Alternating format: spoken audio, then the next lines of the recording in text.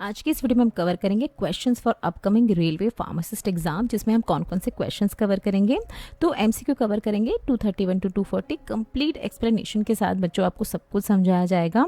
तो देखिए हमने अपने चैनल पे इस साल की शुरुआत से ही रेलवे फार्मासिस्ट एग्जामिनेशन के लिए पूरी ही सीरीज चलाई थी, जहाँ पर जितने भी इंपॉर्टेंट क्वेश्चंस आपके इन तरह के एग्जामिनेशन में आ सकते हैं उनको हम कवर करने की कोशिश करते हैं।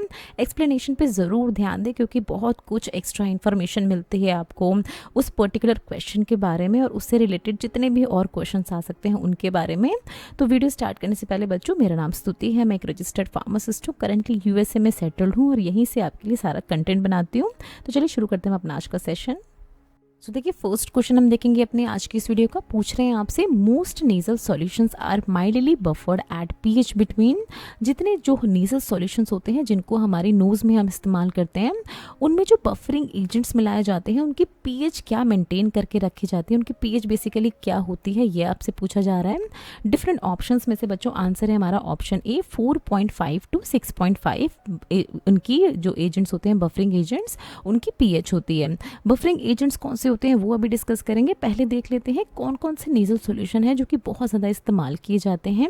सलाइन नेजल स्प्रे, जिसका बहुत ज़्यादा इस्तेमाल किया जाता है अगर नाक किसी तरह से ब्लॉक है या नोज़ को क्लीन करना है, तो इस तरह के नेजल स्प्रेज का या नेजल सलाइन स्प्रेज का इस्तेमाल किया जाता है।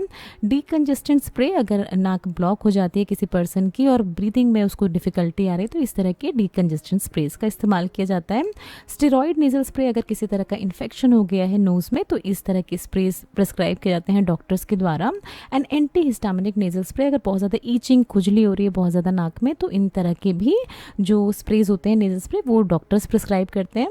पीएच रेंज क्यों इतनी ये ऐसी मेंटेन की जाती है, तो देखिए हमारी जो नाक की जो नेजल म्यूकोसा है वो स्लाइटली एसिडिक इसकी पीएच होती है। नेजल सेक्रीशन जो हमारे होते हैं उनकी स्लाइटली एसिडिक पीएच होती है। तो इसी नेचुरल पीएच को मेंटेन रखने के लिए इसको, ताकि किसी भी तरह की इरिटेशन ना हो। देखिए अगर पीएच डिफरेंस आता है, हम कोई भी ऐसा प्रोडक्ट अपनी बॉडी के किसी भी कैविटी में डालते हैं जहाँ की पीएच अलग है उस पर्टिकुलर ऑर्गेन की जो भी सेक्रीशंस है उनकी पीएच से, तो वहाँ पर इरिटेशन यानी खुजली वगैरह होने लगती है, किस तरह के इन्फेक्शन भी होने के चांस होते हैं। तो ये सब ना हो, नेचुरल पीएच मेंटेन रहे हमारे नेसल म्यूकोसा की, तो इस पीएच वाला बफरिंग एजेंट जो है वो ऐड किया जाता है। मिनिमाइज इरिटेशन एंड डिस्कम्फर्ट, जो कि हमने देखा। Maintain the effectiveness of active ingredient, तो जो भी एक्टिव इंग्रेडिएंट इसमें एडेड है जो पर्टिकुलर चीज़ के लिए जिसको दिया गया है, तो वो एक्टिव इंग्रेडिएंट की इफेक्टिवनेस मेंटेन रहे, इसलिए भी पीएच को मेंटेन करना ज़रूरी होता है। कॉमन बफरिंग सिस्टम्स का जिनका इस्तेमाल किया जाता है एजेंट्स का, तो फॉस्फेट बफर्स जिनकी पीएच 4.5 टू 7.5 होती है। बोरेट बफर में आप देख रहे हैं 6.5 टू 9.5 एंड सिट्रेट बफर जिनकी पीएच 3.5 टू 6.5 होती है। तो इनका इस्तेमाल किया जाता है nasal saline solution, nasal solutions जो होते हैं उनमें। नेक्स्ट क्वेश्चन में पूछ रहे हैं आपसे, method suitable for preparation of spirits यानी अल्कोहल्स की प्रिपरेशन के लिए कौन सा मेथड सबसे ज़्यादा सुटेबल होता है। डिफरेंट ऑप्शंस आपको दिए हैं बच्चों, आंसर है इसका ऑप्शन डी डिस्टिलेशन। देखिए अभी डिस्टिलेशन को हम और समझेंगे, पहले देख लेते हैं और कौन कौन से ऐसे मेथड्स हैं जिनके थ्रू स्पिरिट्स को प्रिपेयर किया जाता है। डिस्टिलेशन हमने देखा। नेक्स्ट है देखिए rectification, filtration, infusion and maceration. तो इन सभी तरीकों से स्पिरिट्स को बनाया जाता है। डिस्टिलेशन क्या होती है, एक ऐसी प्रोसेस होती है जिसमें बॉइलिंग पॉइंट के बेस पे जो दो कंपोनेंट्स हैं, लिक्विड कंपोनेंट्स हैं, उनको सेपरेट किया जाता है। किस तरह से किया जाता है वो अभी हम देखेंगे। इसकी वजह से मिलता क्या है, देखिए डिस्टिलेशन की वजह से मिलता क्या है, हाई प्योरीफाई स्पिरिट मिलती है। हाई प्योरीफाई स्पिरिट में एग्जांपल हम देखेंगे वोडका एंड विस्की का। डिस्टिलेशन प्रोसेस में क्या होता है, देखिए यहाँ पर जो भी लिक्विड है, मान लीजिए दो लिक्विड्स को आपस में एक साथ मिला के यहाँ पर रख दिया गया है, तो जिसका देखिए बॉइलिंग पॉइंट कम होगा, जिस लिक्विड का मान लीजिए बॉइलिंग पॉइंट 50 डिग्रीज है, वो 50 डिग्रीज पे बॉईल होने लगेगा यहाँ पर, और यहाँ कंडेंसर की मदद से यहाँ कंडेंस होकर कलेक्ट कर लिया जाएगा डिस्टिलेट की फॉर्म में। जिसका बॉइलिंग पॉइंट ज़्यादा है, मतलब उसको ज़्यादा टेम्परेचर चाहिए बॉईल होने के लिए, तो वो जो लिक्विड है वो इसी फ्लास्क में रह सकता है। तो इस तरह से देखिए दो लिक्विड्स को आपस में हमने सेपरेट कर दिया उनके बॉइलिंग पॉइंट के बेस पे, और यही किया जाता है डिस्टिलेशन में। अगर हम स्पिरिट्स की बात करें तो इनको डिस्टिल्ड बेवरेज कहा जाता है, जो कि है हाई अल्कोहल लिक्विड्स। और किस तरह से बनाया जाता है, तो फर्मेंट किए जाते हैं, बहुत अलग अलग तरह के इंग्रेडिएंट्स डाले जाते हैं जिसके थ्रू अल्कोहल बनता है। और इस पूरे ही जो भी बनता है फर्मेंटेड अल्कोहल, इसको प्यूरिफाई किया जाता है डिस्टिलेशन प्रोसेस के थ्रू। तो ये सारी ही चीज़ हमने देखी डिस्टिलेशन के बारे में। नेक्स्ट क्वेश्चन देखिए, vepacide is an insecticide which is formulated from. Vepacide इनमें से किसके थ्रू एक्सट्रैक्ट आउट किया जाता है, बेसिकली ये आपसे पूछ रहे हैं। तो आंसर है इसका ऑप्शन बी, नीम से इसको एक्सट्रैक्ट आउट किया जाता है, नीम ट्री के सीड से इसको लिया जाता है। तो ये भी आपको याद रखना है। देखिए अगर हम बात करें वेपेसाइड की, तो इसको एज एन इंसेक्टिसाइड यूज़ किया जाता है, मतलब जो कीड़े लग जाते हैं पेड़ पौधों में या फलों में या जो फसल होती है उसमें जो कीड़े लग जाते हैं, तो वो कीड़े ना लगें तो एज एन इंसेक्टिसाइड इसका इस्तेमाल किया जाता है। जिसके अगर एक्टिव इंग्रेडिएंट की बात करें वेपेसाइड में जो पाए जाते हैं, तो उसमें मेजर एक्टिव इंग्रेडिएंट है एजादिरचिन, जो कि नीम में पाया जाता है। और जो सेकेंडरी एक्टिव इंग्रेडिएंट है इसका, तो ये है सेलेनिन। और इन दोनों की वजह से ही इसकी इंसेक्टिसाइडल प्रॉपर्टी होती है। तो नीम, जैसे कि हम सभी को पता है, इसमें नेचुरल इंसेक्टिसाइड जो कि हमने देखा एजादिरचिन प्रेजेंट होता है, जो कि इस ट्री के सीड से एक्सट्रैक्ट आउट किया जाता है। मोड ऑफ एक्शन की अगर हम बात करें कि किस तरह से ये काम करता है, तो अगर इसको स्प्रे किया जाता है इस तरह से प्लांट्स पे, तो जो भी इंसेक्ट होते हैं उनके जो हार्मोन्स होते हैं उनको हार्मोनल इम्बैलेंस कर देता है उनका ये, जिसके कारण क्या होता है, इन इंसेक्ट की ग्रोथ एंड रिप्रोडक्शन रुक जाती है और फाइनली क्या हो जाती है, इंसेक्ट की डेथ हो जाती है। पेड़ जो है वो कीड़े नहीं लगते, उनमें कीड़े लगने से बचा लिया जाता है पेड़ों को। तो इस तरह से काम करता है ये एजादिरचिन। नेक्स्ट क्वेश्चन में आपसे ऐसी प्लांट ड्रग के बारे में पूछ रहे हैं जिसको माना जाता है कि वो ब्लड प्रेशर रिड्यूस करने का यानी लोअर करने का काम करती है। डिफरेंट ऑप्शंस में से बच्चों आंसर है इसका ऑप्शन ए, रौवोल्फिया। अब ये जो रौवोल्फिया है, इसका अगर हम साइंटिफिक नाम, फार्माकोलॉजिकल नाम की अगर बात करें, तो नाम है इसका रौवोल्फिया सर्पेंटिना, जिसको बहुत सारी जगह पे इंडियन स्नेक रूट या सर्पगंधा के नाम से भी जानते हैं। ये माना जाता है कि ये ब्लड प्रेशर को लोअर करने का, रिड्यूस करने का काम करता है। तो क्लिनिकल यूज़ में हम देखेंगे हाइपरटेंशन में इसको दिया जाता है, हाई ब्लड प्रेशर में अगर इसको लिया जाता है तो ये हाई ब्लड प्रेशर को क्योर करने का काम करता है, ब्लड प्रेशर को लो कर देता है। एंजाइटी, इंसोम्निया एंड सिजोफ्रेनिया जैसी कंडीशन में भी इसका काफ़ी ज़्यादा आयुर्वेदा में भी इस्तेमाल किया जाता है। नेक्स्ट क्वेश्चन में आपसे पूछना, देखिए mucilage is described best as which of the following system. Mucilage को इसमें से किस तरह के सिस्टम के अकॉर्डिंग इसको डिस्क्राइब किया जाता है। क्या म्यूसिलेज एक तरह का जेल है, सॉल्यूशन है, मैग्मा है या मिल्क है। तो आंसर है बच्चों इसका ऑप्शन ए, म्यूसिलेज एक तरह की जेल होती है। अब देखिए यहाँ अगर हम बात करें कि किस तरह की अपीयरेंस होती है, किस तरह का दिखता है म्यूसिलेज, तो बहुत सारे प्लांट्स में से आपने इस तरह के ये स्टिकी से सेक्रीशंस को निकलते हुए देखा होगा। तो ये स्टिकी सेक्रीशंस जो कि mostly nearly all type of plant जो है वो सेक्रीट करते हैं, और कुछ माइक्रो ऑर्गेनिज्म भी अपनी बॉडी से इस तरह की जो म्यूसिलेज है उनको सेक्रीट करते हैं। इसी को कहा जाता है म्यूसिलेज, जो कि एक तरह का जेल की तरह की इसकी अपीयरेंस होती है। अगर हम एग्जाम्पल की बात करें म्यूसिलेज की, तो देखिए marshmallow mucilage, liquorice mucilage, psyllium husk and aloe vera बहुत ही कॉमन है। देखिए एलोए वेरा जेल भी है, तो ये भी एक तरह के म्यूसिलेज का ही एग्जाम्पल है। अगर हम इसकी फार्मास्यूटिकल यूज़ की बात करें, तो देखिए फार्मास्यूटिकल एप्लीकेशन में कैप्सूल्स और टैबलेट मैन्युफैक्चरिंग के दौरान इन तरह की म्यूसिलेज का इस्तेमाल किया जाता है, क्योंकि ये प्रॉपर बाइंडिंग प्रोवाइड करते हैं प्रिपरेशन को। जो भी हमारी प्रिपरेशन टैबलेट बनाने के लिए जो भी हम अपना ग्रैन्यूल्स को तैयार करते हैं, तो उन ग्रैन्यूल्स की प्रॉपर बाइंडिंग प्रोवाइड करते हैं इस तरह की म्यूसिलेज। फूड इंडस्ट्री में as a thickening agent and stabilizer की तरह इनको इस्तेमाल किया जाता है। कॉस्मेटिक इंडस्ट्री में स्किन केयर, देखिए एलोए वेरा जेल का बहुत ज़्यादा इस्तेमाल किया जाता है कॉस्मेटिक इंडस्ट्री में, and as a traditional medicine में भी इसका काफ़ी ज़्यादा इस्तेमाल किया जाता है। नेक्स्ट क्वेश्चन में आपसे पूछ रहे हैं, medical soft soap is also known as. Medical soft soap को इसमें से और किस नाम से जाना जाता है। डिफरेंट ऑप्शंस में से बच्चों आंसर है इसका option B, green soap tincture या ग्रीन सोप के नाम से जाना जाता है मेडिकल सॉफ्ट सोप को। अब देखिए इसका, क्योंकि इसके नाम के साथ मेडिकल जुड़ा है, तो आप बिल्कुल सही समझे हैं। इसका इस्तेमाल सारे जितने भी मेडिकेटेड पर्पस होते हैं, जहाँ पर या तो हम बात करें प्री ऑपरेटिव स्किन प्रिपरेशन, यानी अगर ऑपरेशन से पहले स्किन को साफ करना है, कोई किसी भी तरह का डर्ट ना हो स्किन पे, तो उस पर्पस के लिए इस्तेमाल किया जाता है इस तरह के ग्रीन सोप को। सर्जिकल स्क्रबिंग की तरह इसको इस्तेमाल किया जाता है wound care and skin irritation जैसी कंडीशन में। अगर हम कहीं घाव है और बहुत ही माइल्ड सोप होनी चाहिए जिसका इस्तेमाल किया जाए, तो उस केस में मेडिकल सॉफ्ट सोप या ग्रीन सोप का इस्तेमाल किया जाता है। और स्किन कंडीशन जैसे एक्जिमा एंड सोरियासिस की जो परेशानी होती है लोगों को, तो उसमें भी काफ़ी सारे व्यापार डॉक्टर प्रिस्क्राइब करते हैं इस तरह की मेडिकल सॉफ्ट सोप को।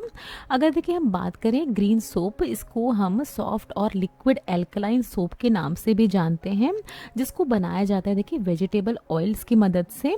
अब देखिए ये जो पूरी प्रोसेस होती है सोप को बनाने की, इस प्रोसेस को कहा जाता है सैपोनिफिकेशन, जहाँ पर ट्राइग्लिसराइड यानी जो भी हमारे ऑयल्स होते हैं वो ट्राइग्लिसराइड्स ही होते हैं बेसिकली।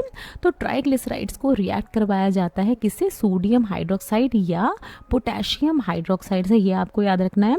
मेडिकल सॉफ्ट सोप के केस में इस ट्राइग्लिसराइड को रिएक्ट करवाया जा रहा है किसके साथ, पोटेशियम हाइड्रोक्साइड के साथ, जिससे कि मिलता है क्या, ग्लिसरॉल प्लस सोप। बाहर क्या निकलता है, इसका जो एक्स्ट्रा निकलता है वो सोप निकलता है। और इसी सोप की बात कर रहे हैं जिसका इस्तेमाल किया जा रहा है मेडिकेटेड पर्पस के लिए। तो ये सैपोनिफिकेशन प्रोसेस के थ्रू ही बनाई जाती है मेडिकल सॉफ्ट सोप, जिसमें सोडियम हाइड्रोक्साइड की जगह पोटेशियम हाइड्रोक्साइड का इस्तेमाल किया जाता है। बाकी सारी चीज़ें सेम होती हैं। ट्राइग्लिसराइड में वेजिटेबल ऑयल्स का इस्तेमाल किया जाता है और इस तरह की सोप बना ली जाती है। नेक्स्ट क्वेश्चन में पूछ रहे हैं इनमें से कौन सा एक ऐसा पेट्रोलियम प्रोडक्ट है जिसका इस्तेमाल किया जाता है ऑइंटमेंट की कंसिस्टेंसी को इंक्रीज करने के लिए, यानी उसकी थिकनेस को इंक्रीज करने के लिए। डिफरेंट ऑप्शंस में से आंसर है हमारा ऑप्शन डी, पैराफिन का इस्तेमाल किया जाता है। कहाँ कहाँ इस्तेमाल किया जाता है, देखिए पैराफिन का तो वैसलीन जो कि बहुत ही पॉपुलर है, इसमें as a Vaseline petroleum jelly में इस्तेमाल किया जाता है पैराफिन का। एक्वाफोर, यूसरिन एंड हाइड्रोकॉर्टिसोन जैसी क्रीम्स जो होती है उसमें बहुत ज़्यादा इस्तेमाल किया जाता है पैराफिन का। ये क्या करता है, देखिए पैराफिन क्या होता है पहले देखते हैं। ये एक तरह का प्यूरिफाइड मिक्सचर होता है सॉलिड हाइड्रोकार्बन्स का, जो कि पेट्रोलियम से ऑब्टेन किया जाता है। तो कहाँ से इसको एक्सट्रैक्ट किया जाता है, कहाँ से इसको डिराइव किया जाता है, पेट्रोलियम से डिराइव किया जाता है। और ये जो सेमी सॉलिड ऑइंटमेंट बेस होते हैं जिनकी मदद से इन तरह के ऑइंटमेंट्स को बनाया जाता है, उन ऑइंटमेंट बेस को एक तरह की स्टिफनेस प्रोवाइड करने के लिए, एक तरह से ताकि ट्यूब खुलते ही ऑइंटमेंट एकदम ट्यूब से बाहर ना आ जाए, तो एक प्रॉपर थिकनेस ऑइंटमेंट की मेंटेन रहे, तो इस तरह के पैराफिन्स का इस्तेमाल किया जाता है। कितने टाइप्स के पैराफिन होते हैं, तो देखिए हार्ड पैराफिन होता है जिसको मैक्रो क्रिस्टलाइन वैक्स कहा जाता है, और सॉफ्ट पैराफिन जिसको माइक्रो क्रिस्टलाइन वैक्स कहा जाता है। तो इन तरह के पैराफिन्स का इस्तेमाल किया जाता है इस तरह के ऑइंटमेंट प्रिपरेशंस बनाने के दौरान। पूछ रहे हैं देखिए camphorated tincture of opium is, camphorated tincture of opium को इसमें से किस नाम से जाना जाता है। आंसर इसका ऑप्शन ए, पैरीगोरिक कहा जाता है इसको। इस्तेमाल इसका क्या होता है पहले ये देख लेते हैं। तो देखिए हिस्टोरिकली यानी पहले के ज़माने में बहुत ज़्यादा इसका इस्तेमाल किया जाता था एज अ कफ सप्रेजेंट, यानी खांसी वगैरह को रोकने के लिए, डायरिया के ट्रीटमेंट के लिए, जो एनाल्जेसिया यानी दर्द से छुटकारा पाने के लिए, और एंटी स्पास्मोटिक यानी जो हमारे पेट में बहुत तेज़ दर्द होने लगता है, ये जो एक तरह का क्रैम्प्स आने लगते हैं, तो इन तरह की चीज़ों से छुटकारा पाने के लिए इस तरह का कैम्फोरेटेड टिंचर ऑफ ओपियम का इस्तेमाल किया जाता था। जहाँ पर देखिए ये क्या है, 4% सॉल्यूशन है ओपियम टिंचर का। अब देखिए अगर हम बात करें कि टिंचर्स को बनाया कैसे जाता है, तो इसमें देखिए प्लांट से एक्सट्रैक्ट किया गया, प्लांट के जिस भी पार्ट में ओपियम मिलता है वहाँ से ओपियम को लिया गया, इसको ओपियम को क्रश कर दिया गया और सॉल्वेंट इथेनॉल या ग्लिसरीन के कांटेक्ट में इसको रख दिया गया। थोड़े दिन के बाद जो भी लिक्विड बचा, इसके भिगोने के बाद एक तरह से भिगो के रख दिया गया। फिर उस लिक्विड को क्या कर लिया गया, फिल्टर कर लिया गया, और जो ये फिल्ट्रेट मिला हमें इसका ओपियम का, जो हमने लिक्विड के साथ रखा था, इसका जो फिल्ट्रेट मिला, इसको इवेपोरेशन या डिस्टिलेशन मेथड के थ्रू कंसंट्रेट कर लिया जाता है, यानी इसकी क्वांटिटी को कम कर दिया जाता है, और यही बन जाता है कंसंट्रेटेड या कैम्फोरेटेड टिंचर ऑफ ओपियम। तो ये पूरी प्रोसेस हमने देखी किस तरह से कैम्फोरेटेड टिंचर ऑफ ओपियम बनाया जाता है, क्या इसको कहा जाता है और किस किस चीज़ों के लिए इसको इस्तेमाल किया जाता है। नेक्स्ट पूछ रहे हैं आपसे, देखिए THC is a constituent found in the plant, किस प्लांट में पाया जाता है इस तरह का THC कॉन्स्टिट्यूएंट, ये आपसे पूछ रहे हैं। आंसर इसका ऑप्शन बी, कैनाबिस प्लांट में पाया जाता है THC की अगर हम बात करें तो ये होता है देखिए टेट्राहाइड्रो कैनाबिनोल, जो कि एक तरह का साइको एक्टिव कॉन्स्टिट्यूएंट है कैनाबिस प्लांट में पाया जाने वाला। अब देखिए ये कैनाबिस को अगर हम हिंदी में बात करें तो इसको चरस, गांजा, भांग, मारिजुआना जितने भी नाम दिए गए हैं जो कि हमारे दिमाग के लिए बिल्कुल भी अच्छे नहीं होते। बहुत सारी जगह पे ये बैंड हैं, बहुत सारी कंट्रीज़ में बैंड नहीं है, तो इनकी एक अलग डिबेट चलती रहती है। बट ये किस तरह के सब्सटेंस होते हैं? साइको एक्टिव, जो कि हमारी ब्रेन की सोचने की क्षमता को बहुत ही ऑल्टर करते हैं अगर इन तरह की चीज़ों को ले लिया जाए। अगर THC के कैरेक्टरिस्टिक्स की बात करें तो देखिए साइको एक्टिव कंपाउंड होता है, फैट सोल्यूबल होता है, और ये देखिए इस तरह का पूरा ही कैनाबिस प्लांट होता है जिसके फ्लावर और लीफ से इस तरह के कैनाबिस को एक्सट्रैक्ट आउट किया जाता है और इसी से बनाए जाते हैं जितनी भी चीज़ें होती हैं, चरस, गांजा, भांग, मारिजुआना। तो हमने अभी देखा कैनाबिस के बारे में। एंड लास्ट क्वेश्चन हम देखेंगे अपने आज के इस वीडियो का। पूछ रहे हैं आपसे, myristicin is a chemical constituent of, किसका केमिकल कॉन्स्टिट्यूएंट है? माइरेस्टिसिन किस में पाया जाता है? तो नटमग में पाया जाता है। तो देखिए यहाँ ये नेचुरली माइरेस्टिसिन की अगर हम बात करें तो नेचुरली एक्रिंग केमिकल कंपाउंड है जो कि स्पाइस नटमग में पाया जाता है। देखिए अच्छे से अगर हम आपको बताएं लाइन वाइज आप किस तरह से याद करें तो देखिए ये नटमग के प्लांट को कहा जाता है माइरिस्टिका फ्रेग्रेंस ट्री। इसकी माइरिस्टिका फ्रेग्रेंस ट्री का सीड है नटमग, और नटमग के एसेंशियल ऑयल में पाया जाता है मैरिस्टिसिन। तो ये तीनों ही आपस में कनेक्टेड हैं। अगर आप याद कर पाएँ अच्छे से अपने एग्जाम्स के लिए तो इस तरह से इसको याद कर सकते हैं। सो थैंक्स फॉर वॉचिंग बच्चों। नेक्स्ट वीडियो में कुछ इसी तरह के बहुत ही इंपॉर्टेंट क्वेश्चंस आपसे डिस्कस करेंगे जो कि आने वाले रेलवे एग्जामिनेशन में बहुत ज़्यादा बेनिफिट करने वाले हैं आपको। तो वीडियो अच्छी लगे तो लाइक किए बिना बिल्कुल ना जाएं। चैनल पे पहली बार आए हैं सब्सक्राइब ज़रूर कर दें। बहुत सारी इंपॉर्टेंट वीडियोज़ आपके लिए हम ऐसे ही लेके आने वाले हैं फ्यूचर में भी।